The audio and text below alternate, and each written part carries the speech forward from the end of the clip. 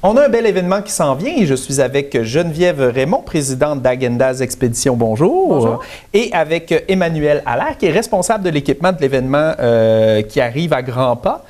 Course internationale de traîneau à chien de Chitogama, c'est bien ça? Oui. Je l'ai bien prononcé. Oui. C'est bon. Donc, en quoi consiste cet événement-là? En fait, ça constitue dans un projet pour faire une qualification pour la Yukon Quest, qui est une des plus grosses courses de traîneau à chien internationales au monde. On va devenir une qualificatrice.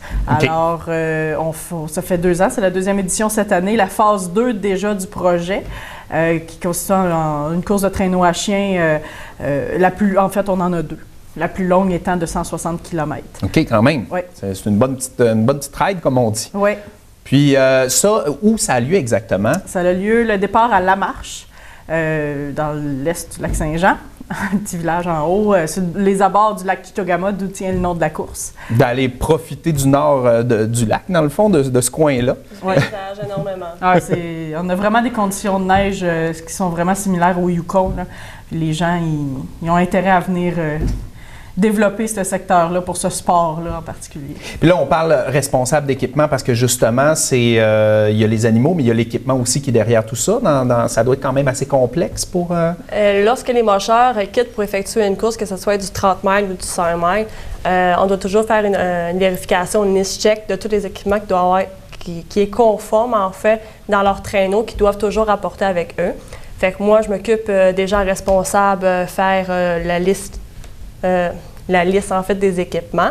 Puis ensuite, une fois que cela est fait, moi je vais donner les documents au Race Marshall qui s'occupe celui-là de la course. Puis ensuite, moi je vais aider les équipes, les mocheurs à venir à la ligne d'arrivée. Fait que je fais le maniement des équipes des mocheurs pour pouvoir les apporter à la ligne de départ avec les bénévoles qui sont en place. Parce qu'on classe ça un peu dans un sport, c'est un sport de compétition dans le fond, puis il y a beaucoup de termes qu'on entend, mocheur, tout ça, parce que, comme on dit, c'est une compétition internationale au Yukon, fait que ça vient du côté anglais, puis il y a toute une culture autour de ça, là. Oh, oui, c'est sûr que c'est un sport qui est pratiqué beaucoup, plus en Alaska. On parle de la distance, hein, on parle pas de la course de traîneau à chien de sprint, okay. Mais tout ce qui est mid-distance puis distance, c'est un sport un petit peu plus d'élite. Il y a moins de monde qui le pratique, puis ça se pratique où il y a des conditions puis le territoire pour le faire, donc des centaines et des centaines de kilomètres enneigés. Fait que c'est plus au Yukon puis en Alaska là, qu'on va retrouver ce genre de sport-là. Puis ici au lac, on en a une belle qualité pour ça. On a le territoire, on a la neige, on a les conditions. Puis là, c'est plaisant, c'est reconnu à l'international. Pour les gens qui sont curieux, qui connaissent rien de ça, qui veulent le découvrir, l'événement, dans le fond, est ouvert au public. On peut venir jeter un coup d'œil à ce qui se passe. Est-ce qu'on peut voir le départ, par exemple? Oui, tout le monde est invité. En fait, on a mis en place aussi, hein, il y a des soupers qui sont organisés par des organismes bénévoles, la Maison des Jeunes, la Popote Roulante, aussi de la marche. Il y a des entreprises qui se sont joints, dépanneurs, restaurants du parc à Milo. Le public peut venir profiter toute la journée de parler aux mocheurs aussi dans certaines périodes. C'est sûr, sur les départs, on peut pas, là, mais durant la vérification d'équipement puis ces choses-là, les gens peuvent vraiment découvrir puis poser leurs questions, là. Les mocheurs sont très humains, fait qu'ils prennent le temps de discuter avec les gens qui connaissent peu la situation, le traîneau à chien, fait qu'ils vont leur expliquer sans problème lorsqu'ils ont des questions. Là, ils sont très ouverts. Mm-hmm. Oui, bien, faire découvrir un peu la passion, parce que ça prend une passion, parce que c'est pas comme, on disait, une compétition de motoneige où tu stationnes dans le garage, puis voilà, c'est réglé.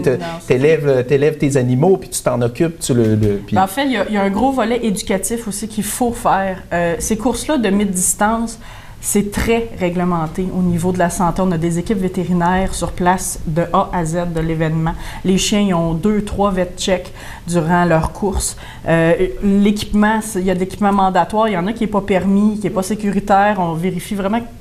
C'est vraiment très, très bien réglementé. On tolère zéro violence, sous peine de pénalité, voire disqualification des mocheurs. Donc, il y a un beau volet éducatif. On veut que les gens découvrent la beauté de ce sport-là. Puis si je me trompe pas, aussi les vétérinaires donnent des points aux mocheurs qui s'occupent bien de leur équipe. Parce que pour encourager un comportement positif dans le sport.